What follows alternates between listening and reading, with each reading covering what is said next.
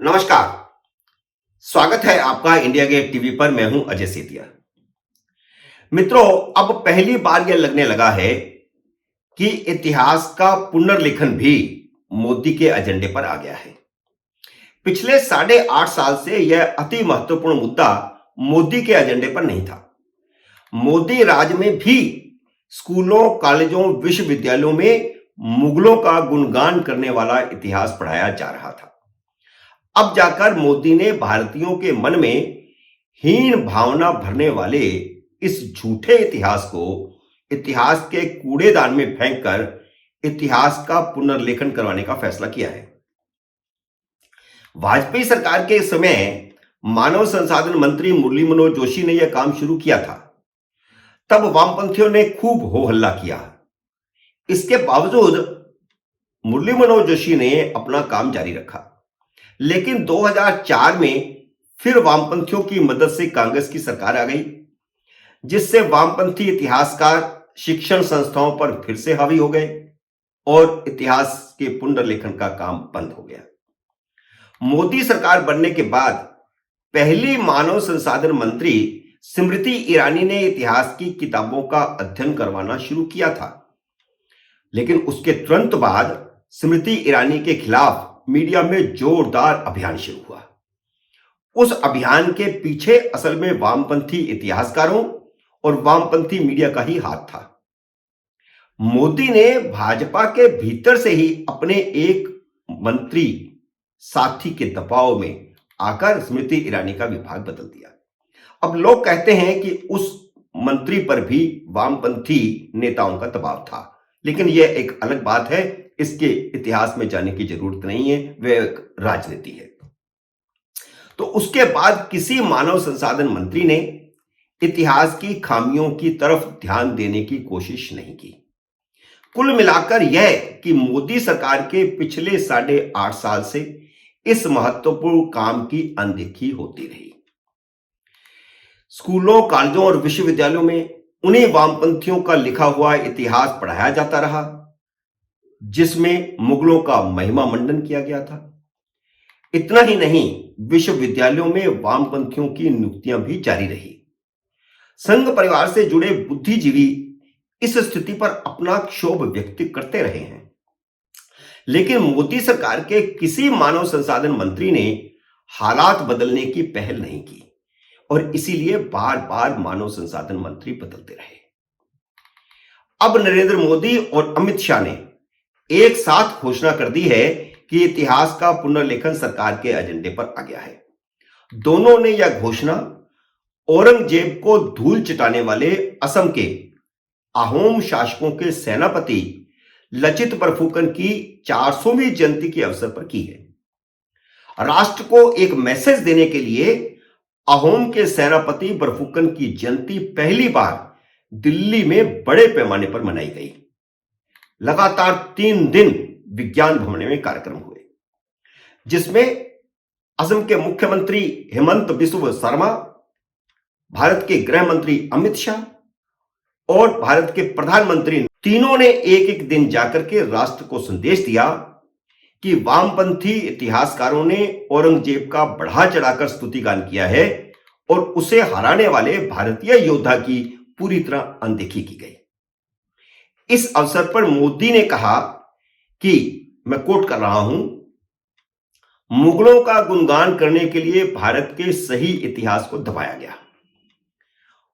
उन्होंने कहा कि भारत का इतिहास सिर्फ गुलामी का इतिहास नहीं है, भारत का इतिहास योद्धाओं का इतिहास है। दुर्भाग्य से हमें आजादी के बाद भी वही इतिहास पढ़ाया जाता रहा जो गुलामी के कालखंड में साजिश करके रचा गया था। आजादी के बाद जरूरत थी कि हमें गुलाम बनाने वाले विदेशियों के एजेंडों को बदला जाए, लेकिन ऐसा नहीं किया गया। देश के हर कोने में मां भारती के वीर बेटे बेटियों ने कैसे हमलावरों का मुकाबला किया, अपना जीवन समर्पित कर दिया, इस इतिहास को जानबूझकर दबा दिया गया।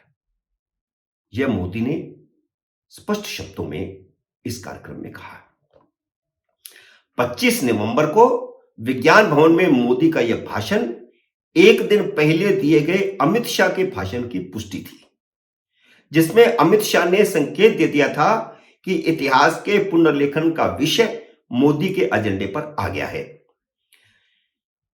और जल्द ही मुगलों का गुणगान करने वाले फर्जी इतिहासकारों के लिखे फर्जी इतिहास को 370 की तरह इतिहास के कूड़ेदान में फेंक दिया जाएगा। अमित शाह ने कहा, मैं कोट कर रहा हूं, मैं इतिहास का विद्यार्थी हूं और कई बार सुनने को मिलता है कि हमारा इतिहास सलीके से प्रस्तुत नहीं किया गया, उसे तोड़ा मरोड़ा गया। शायद यह बात सच है, लेकिन अब हमें इसे ठीक करना होगा। मैं आपसे पूछता हूं, हमारे इतिहास को सही तरीके से और गौरवशाली तरीके से प्रस्तुत करने में हमें कौन रोक रहा है? आगे आइए, शोध कीजिए और इतिहास को दोबारा लिखिए। इसी तरह हम अपनी अगली पीढ़ियों को प्रेरणा दे सकते हैं। अमित शाह ने यह बात बुद्धिजीवियों और इतिहासकारों और यूनिवर्सिटियों के प्रोफेसरों के बीच में कही है।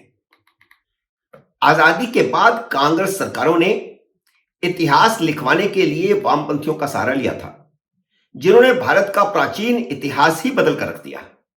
उन्होंने लिखा कि 1947 से पहले भारत का अस्तित्व ही नहीं था।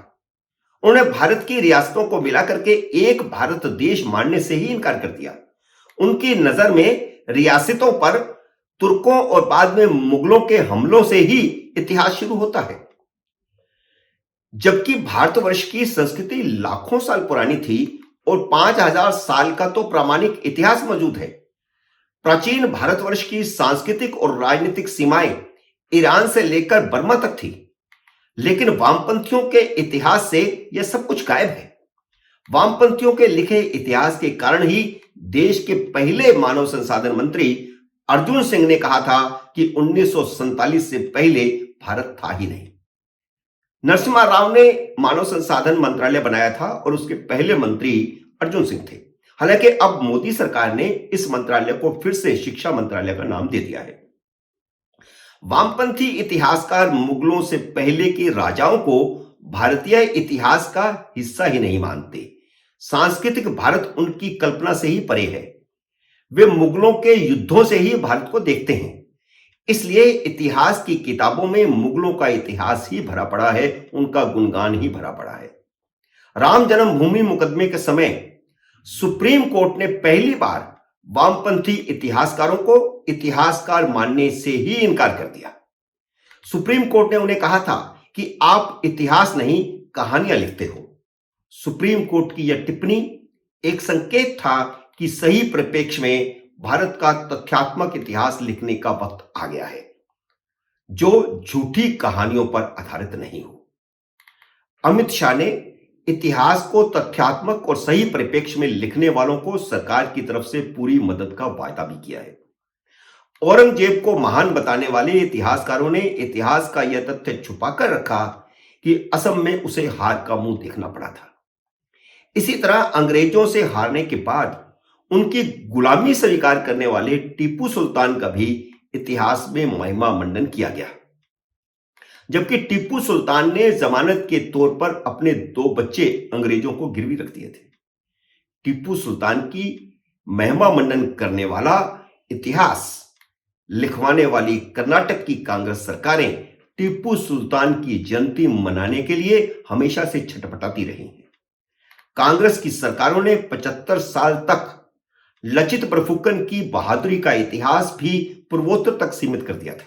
सिर्फ पूर्वोत्तर के लोग ही औरंगजेब को हराने वाले लचित बरफुकन का इतिहास जानते रहे। मोदी उसे राष्ट्रीय पटल पर लेकर आए हैं।